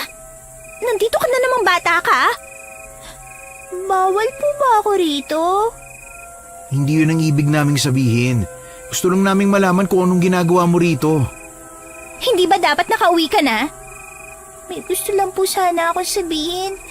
Yung halimaw po na dumukot sa akin, marami pa po silang biktima. Ano? Marami pa kayo? Opo, hindi lang po yun. Ano pa? Sabihin mo na. May kasabwat po siya. Yung halimaw po, dumudukot siya ng tao at binibigay po sa dalawang lalaki. Ang ginagawa po nila, inaakit po nila kami gamit ang pagbibigay ng candy, tapos sinisilid sa sako. Kinukulong po nila kami at kapag may gusto silang patayin, kumukuha sila sa kulungan. Bakit ngayon mo na sinasabi yan? Dapat natin yang isumbong kay kapitan para maaksyonan. Marami po kami ron, kuya. Ako lang po ang nakatakas. Kung gusto po niyo, sasamahan ko kayo dun po sa lugar na yon. Clea, makinig ka. Hindi naman sa ayaw naming makatulong ka. Kaso delikado to para sa'yo. Mas mabuti pang wala tayong gawin sa ngayon. Hindi, Janela. Mas maganda kung ituturo niya sa atin ang kuta ng mga yun para maligtas natin kung meron mang natitira pa doon. Nababaliw ka na ba? Kapag tinuro niya ang lugar na yon, kailangan kasama siya. Paano kung mapahamak na naman siya? Siya naman ang nagboluntaryo at saka kasama naman tayo. Hindi natin siya hahayaang mapahamak. Ituturo ko po kung nasan sila. Uy, Clea, paano kung ituro ko rin sa'yo yung mga pagkain dito? Kumain ka muna. Pabayaan na muna natin sila. Sige na. Ha? Pero po... Tara na muna, kumain ka na tapos bumalik ka kay kapitan. Pero po... Shh, huwag ka na makulit. Usap muna kayo. Ililigaw ko lang to, ha? Uy, sandali, Mia! Ano ka ba, Marlo? Ano? Gustong tumulong ng bata. Tutulungan niya tayo. Bakit? Ayaw mo bang makaganti sa mga aswang na yon? Hindi naman sa ganun, pero kasi baka mapahamak siya. Huwag ka magpadalos-dalos ng desisyon. Hindi ko na alam ang tamang gagawin, Janela. Gusto ko na silang patayin at pagbayarin ang ginawa nila kay nanay. Darating din tayo dyan, pero sa ngayon kailangang kalkulado natin ang mga galaw. Paano kung pare-pareho tayong mapahamak? Kagagawa nito ng Juanito at Alfonso na yun. Mga hayop sila. May nagbalita sa akin, hindi na raw nagtitinda ron ng mag-ama. Isa lang ang ibig sabihin nun. Alam nilang babalikan natin sila. Mga hayop talaga sila. Matapos ko lang ang pagpapalibing kay nanay, talagang susuyurin kong kagubatan, makita at mapatay ko lang sila. May sasabihin pala ako, Marlo. Ano yun, Janela? Yung bata, huwag kang magtitiwala sa kanya. Anong ibig mo sabihin? Pwedeng ginagamit lang nila ang batang yan para maging pain. Yan ang dahilan kung bakit ayokong isama siya. Huwag kang papadala. Tandaan mong sinabi ko. Tatandaan ko yan. Tatapusin lang natin tong pagbuburol at pagdilibing kay Aling Angela. Doon na tayo magdidesisyon. Kailangan din makalayo dito si Mia. Meron ka bang mapag-iiwanan sa kanya? Wala na siyang mga magulang. Hindi ko alam kung saan ko siya iiwan. At sigurado rin naman akong hindi siya magpapaiwan. Hindi na nila pinauwi ang bata sa lugar nito at kinupkup muna nila. Makalipas ang 2 araw, inilibing na si Aling Angela. Nakipaglibing ang mga kamag-anak at kapitbahay habang si Janela ay hindi pa rin mapakali. Ang kanyang mga mata ay malikot pa rin at pinapakiramdaman ang paligid. Nang biglang mahagip ng kanyang mga mata ang mag-amang nakangisi sa kanya. Nakatayo sila sa hindi kalayuan. Nanginig siya sa galit at naikuyom niya ang kanyang mga kamao. Akma na sana niya itong pupuntahan, ngunit bigla siyang tinawag ng batang si Clea. Paglingon niya ay nawala na ang mag-ama. Nawala na sila, kainis. Pagkakataon ko na sana eh.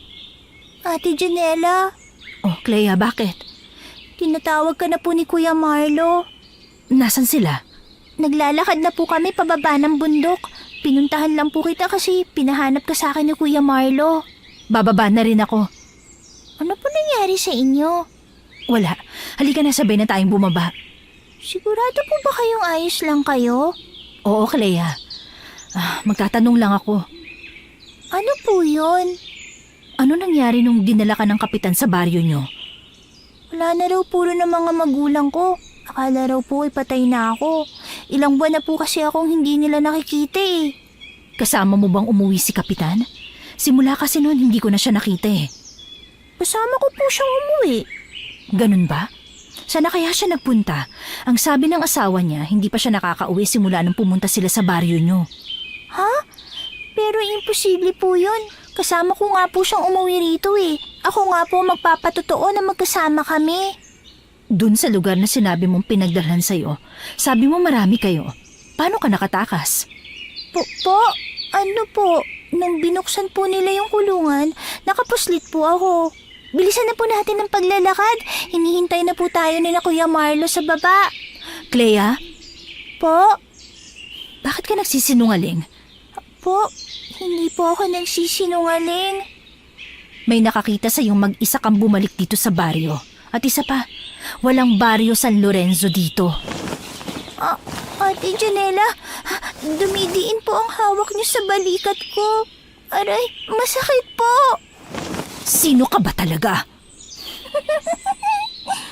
Mamamatay ka na, Ate Janela.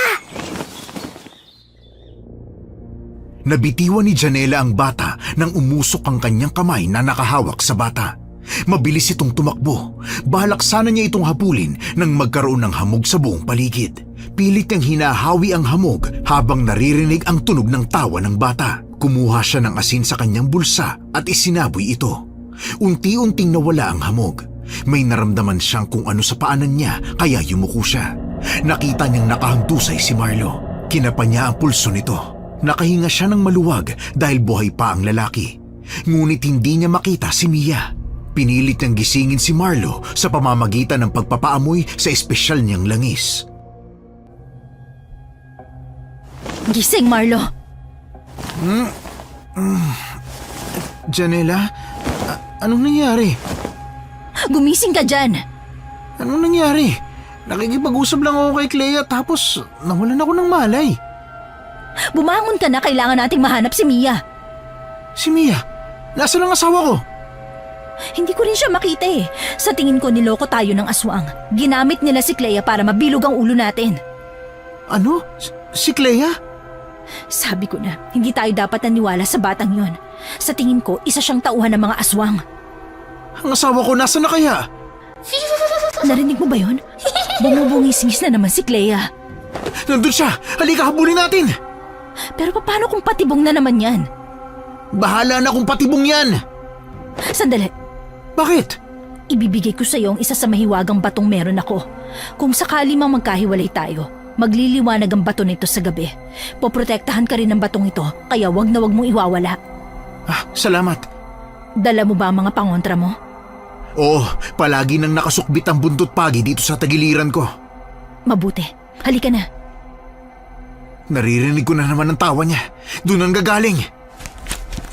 Teka Marlo, hintayin mo ako! Tulungan niyo ako! Tulong! Ha? Marlo, naririnig ko si Mia. Sa kabila ng gagaling ang sigaw niya. Tulong! Utang na loob! Tulungan niyo ako! Marlo! Nawala na siya. Hindi ko na siya makita. Tulong! Tulong! Bahala na nga. Mia, papunta na ako! Pilit na sinundan ni Janela ang tinig ni Mia, ngunit inabot lang siya ng dilim. Hindi niya nakita si Mia. Sa tingin niya ay nalinlang na naman siya ng mga aswang. Inilabas ni Janela ang mahiwagang bato. Kapag may malapit na batong kagaya nito, gumuguhit ito ng diretsong linya na kumukonekta sa iba pang bato. Ito ang kanyang ginamit upang baybayin ang lugar kung saan matatagpuan si Marlo. Naging gabay niya ang liwanag sa bawat pintig nito. Ngunit habang binabaybay niya ang daan, nakita niya si Mia.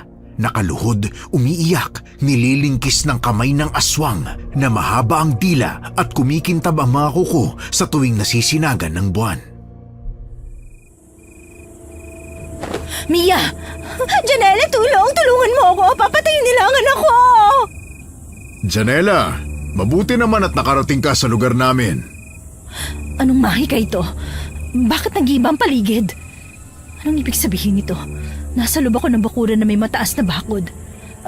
Napakalaki naman ang bahay na nasa harapan ko. Ano, maganda ba? Lumayo ka sa akin. Oops!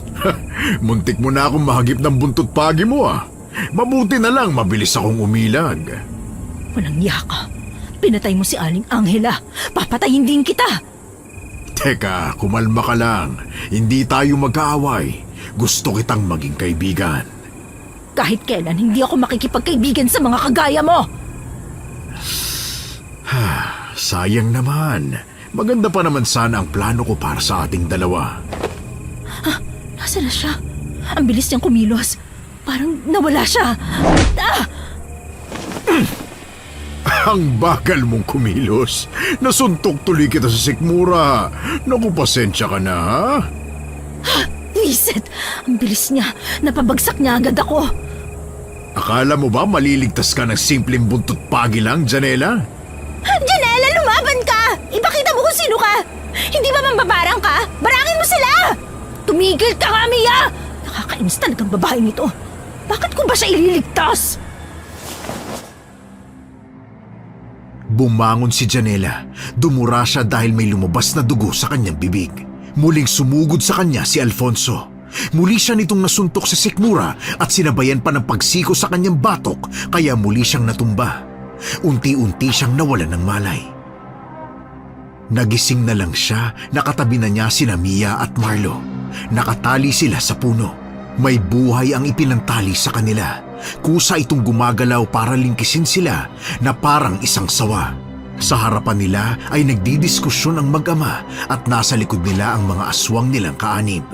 Kumurap-kurap siya at nakita niya si Clea na nakaupo sa harapan niya, kumakain ng mansanas. Tatay, kuya, gising na po siya. Kuya? Tama ka po ng dinig.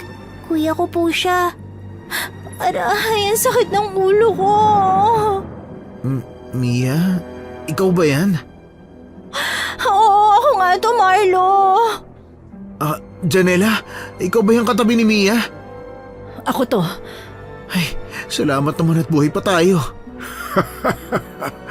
Yan ang hindi namin matitiyak. Tay, huwag mo naman tinatakot ang mga bisita natin. Baka magtakbuhan yan. Alfonso, Tinatawag mo ba ako, Janela? lumayo ka sa akin! Ang arte. Akala mo naman maganda. Alfonso, hindi ko akalain na aswang ka pala. Gwapo ka pa naman. Sayang. Hoy Mia, ano ka ba? Bakit? Nagsasabi lang naman ako ng totoo ah. Alam mo, gusto talaga kita, Mia. Salamat. Pwede mo na ba akong kalagan sa pagkakatali ko? Akala siguro ng babaeng ito ay makakatakas siya sa pamamagitan ng pang-uutos sa atin. Pasensya ka na, Mia, ha? Hindi ko pwedeng gawin yan. Kainis. Maganda na sana ang plano namin eh. Hindi pa sana ito ang panahon na magkikita tayo, Mia. Kaya lang, dumating ang babaeng yan at nasira ang plano. Ang dahilan ng pagdating niya ay ang asawa mo. Ano bang planong tinutukoy nyo? Balak naming gawing aswang ang mga tao sa bayan at sa baryong ito. Kaya lang sinira nyo ang plano. Lahat ng yayang gawin namin, pinapagaling ninyo. Sa madaling salita, dahil sa inyo, nasira ang plano namin yun. Kaya naman, kayo na lang ang gagawin naming aswang. Hindi ako papayag. Patayin niyo na lang ako! Sigurado ka ba? Kahit kailan hindi na ako babalik sa kasamaan. Ay, Janela, tama. Natatandaan na kita. Ikaw ang anak ng pamilyang mambabarang. Paano niyo? Hindi sila mambabarang. Mga manggagamot sila. Yan ba ang sinabi niya sa inyo? Ano ibig mo sabihin? Totoo mambabarang siya? Alam mo tungkol dito, Mia? Tinanong ko siya dati pero hindi ako naniwala. Oo. Natatandaan ko na ang mukha mo. Pamilya mo ang kasakasama namin noong may inubos kaming mga tao sa isang baryo. Nakipagtulungan sila dahil kailangan nila ng mga taong iaalay. Ibig sabihin, makapangyarihang mambabarang ka pala. Janela, pumapatay kayo ng tao? Hindi ako kasama ron. Pamilya ko lang sila pero kahit kailan, hindi ako sumama para pumatay ng tao para ialay. Pambabarang ang ginagawa mo, edi pumapatay ka rin? Tinalikuran ko na nga ang gawain yon. Uy Marlo, delikado naman pala yung kaibigan mong yan eh. Hindi ako mambabarang. Matagal ko na silang itinakwil. Ano? Anak na pala ang nagtatakwil sa magulang? Kung ganon, hindi ka namin papatayin, Janela. Yun ay kung makikipagtulungan ka sa amin. Makipagtulungan? Patayin niyo na lang ako dahil hindi ko gagawin yon. Ay, napakagaling talaga nitong kapatid ko. Kakaiba siya, hindi ba, Janela? Sige lang. Ang sabi ko nga kahit patayin niyo pa ako. Baliwala sa akin ang mga sugat na yan. Janela! Ang sasama nyo talaga. Makawala lang ako rito, talagang papatayin ko kayo. Hindi naman ikaw ang susunod kong sasaktan, kundi siya! Oy, Clea! Ilayo mo yung panaksak mo sa akin, ha? Kung ano man yan! Kapag hindi ka pumayag sa alok ni Kuya, magpaalam ka na sa kaibigan mo. Ha? Bakit ako? Bakit hindi siya? Ay naku, pambihira naman, oh! Tumahimik ka! Pakiusap wag si Mia. Ako na lang ang patayin nyo. Total, ako naman ang kaibigan ni Janela eh. Oo nga, siya na lang. Bakit ako? Wala akong pakialam kay Mia. Kahit patayin mo pa yan sa harapan ko. Ha? Ano? Nakita mo na, Marlo, kung gaano kasama ang ugali ng kaibigan mo? Nakakainis! Mamamatay ako dahil sa inyo eh! Sige na, patayin niyo yan. Bakit ganun? Tila may buhay ang tinali sa amin. Kada galaw ko humihigpit. Kailangan na naming makawala kundi pare-pareho kaming mamamatay. Aray! Humihigpit ang tali! Talagang hihigpit yan dahil ang tali na yan ay buhay na baging. Kada may gagalaw sa inyo, lalo siyang hihigpit at sa kalaunan ay sisipsipin ang mga dugo ninyo. Ano? Bakit naman ninyo ipapasipsip ang dugo namin? Hindi ba paborito nyo ang dugo? Hindi rin pala nag-iisip ang mga aswang na to, no? Manahimik ka! Aray! Oo, natitigil na! Ano ba tong batang to? Huwag mo na itutok sa akin yan! Nagbago na ang desisyon ko. Papatay na lang namin kayong tatlo at ibebenta sa palengke. Akala nila ordinaryong karne lang ang binebenta namin, pero hindi nila alam na karne yun ng tao. Mahusay ka talaga, anak, Leia. Ipinapakita mo sa akin na nararapat kang maging isang aswang. Huwag kang mag-alala. Pagkatapos nito ay gagawin na nga kitang ganap na aswang. Salamat po, tatay. O ano, dyan na muna kayo ha. Ihanda lang namin sa loob ng bahay ang mga gagamitin namin para tadtarin ang katawan ninyo. Isa pa, gagawin na naming aswang ang anak kong si Clea. Magandang panimula ito. Makakatikim siya ng karne ng isang mambabarang. Tay, hindi nga daw siya mambabarang, di ba? Isa na nga daw siyang albularya. Ay, ho nga pala, nakalimutan ko. Pakawalan niyo kami! Mga duwag! Hoy! Nakalayo na sila. Umakit ng tali sa may leg ko. Masasakal na ako. Marlo, gumawa ka ng paraan! Ayoko mapatay ng mga aswang! Huwag na kayong gumalaw, lalo lang hihigpit ang tali. Kasalanan mo to eh. Kung pumayag ka na lang sana sa gusto nila, baka nakagawa ka pa ng paraan. Tuso ang mga ganong aswang, Mia.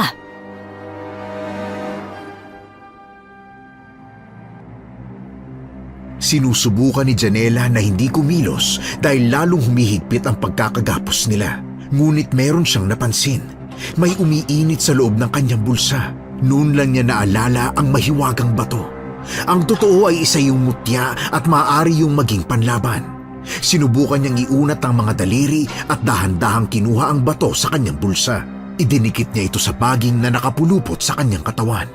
Biglang nasunog at nalusaw ang kapirasong baging kaya sila nakatakas. Agad nilang dinampot ang kanilang mga panlaban na itinapon lang ng mga aswang sa may gilid. Hindi nagtagal ay napansin sila ng iba pang mga aswang. Sabay-sabay silang inatake ng mga ito.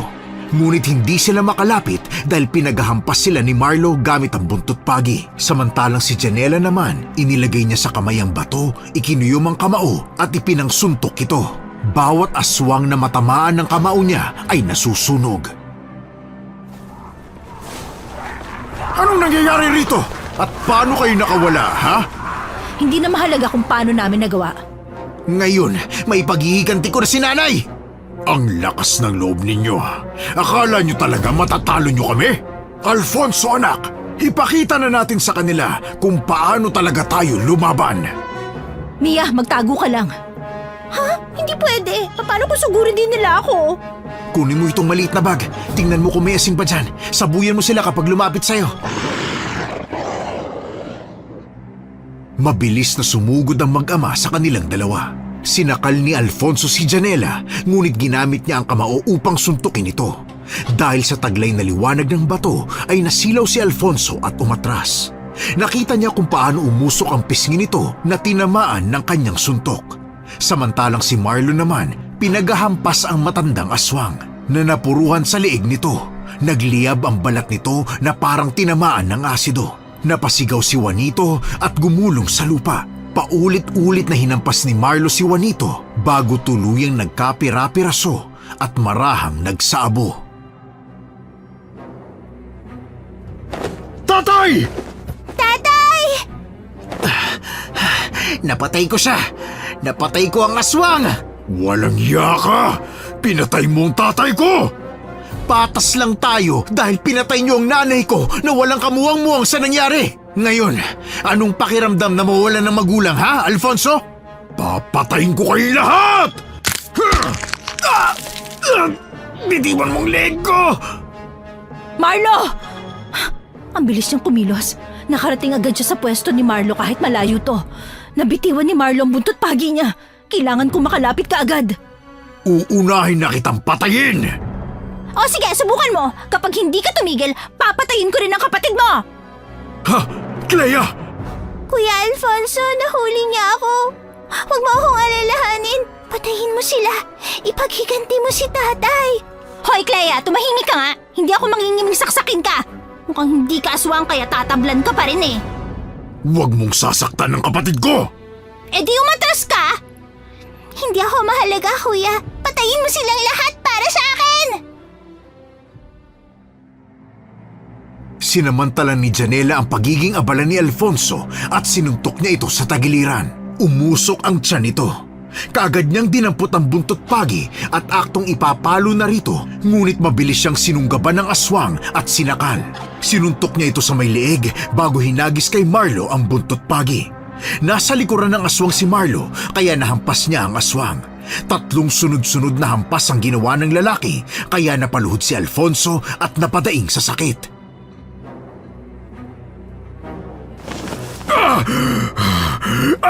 Ayoko na!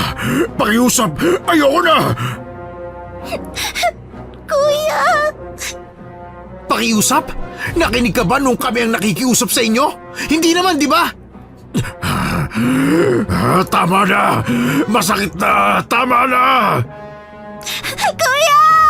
Hoy, Clea! Bumalik ka nga rito! Umalis ka dyan, Clea! Huwag niyo sasaktan ang kuya ko! At bakit hindi? Dapat lang yan sa inyo. Magbabago na kami! Hindi na kami mangyayanggaw! Pakiusap! Hindi ko na rin kayo pakikialaman! At paano naman kami makakatiyak na tutupad ka, ha? Hindi ako naniniwala. Utang na loob! Huwag niyo kaming patayin! Sumusunod lang naman kami sa mga utos ni tatay! Hindi rin namin gustong maging aswang at mambiktima! Grabe, ang gwapo pa rin niya. Tumigil ka nga, Mia. Pasensya na. Totoo po ang sinasabi ni kuya. Patas na tayo. Napatay ko na rin ang tatay ninyo. Sana naman magsilbing aral to sa inyo. Gusto lang namin mabuhay ng normal. Yung walang aswang. Tigilan niyo na kami, pwede? Hindi na! Susuko na kami! Hindi ako naniniwala sa... Ano ba, Marlo? Bitawan mong kamay ko. Tigilan na natin, Janela. Ano? Ikaw tong gustong maghiganti, tapos pipigilan mo ko? Sa tingin ko naman, hindi na sila gagawa ng ikapapahamak nila. Umuwi na lang tayo. Narinig mo ba sinasabi mo? Naniniwala ka ba talaga sa... Nawala na naman si Alfonso. Marlo! Hindi! Mia! Anong akala niyo sa akin? Susuko na lang ng ganon? Panoorin mo kung paano ko kagatin ang asawa mo at kung paano siya maging aswang. Hindi, wag! Nakagat na nga ni Alfonso sa liig si Mia. Mabilis na sumugod ang dalawa kay Alfonso. Paulit-ulit na hinampas ni Marlo ang aswang, samantalang si Janela naman ipinalulun dito ang mahiwagang bato. Nakita niya kung paano manginig ang aswang at mapaluhod. Si Clea naman ay yumakap sa kanyang kuyang nasusunog. Pilit nilang inilayo si Clea pero hindi ito bumibitiw sa pagkakahawak kaya nasunog ito ng buhay. Tapos na ba? Napatay na natin sila? Tapos na. Oo, akala ko mamamatay na naman ako eh. Grabe yung mga aswang na yun. Palagi akong nakikita. Shh! Tahan na, mahal ko. Uuwi na tayo, ha? Tahan na. Wala nang gagambala sa ating mga aswang. Naaawa ko ng konti kay Clea. Ha? Naaawa ka? Hindi ikaw yan. Ano akala mo sa akin, robot? Na hindi nakakaramdam ng awa? Iniligtas tayo ng batong ito. Kukunin ko ulit ito. Pagka-uwi nila ay ginamot nila si Mia. Simula noon ay hindi na sila ginambala pa ng mga aswang. Itinuloy ni Janela ang pagiging manggagamot sa baryo. Habang si Mia naman, makalipas ng ilang buwan, ay nagsilang ng malusog na batang lalaki. Si Marlo ay nakahanap ng matinong trabaho sa isang farm. Tinuruan din ito ni Janela ng mga pangontra laban sa aswang para kung sakaling may gumambala na naman sa kanilang baryo, ay mapupuksan nila yon para protektahan ang kanilang mga mahal sa buhay.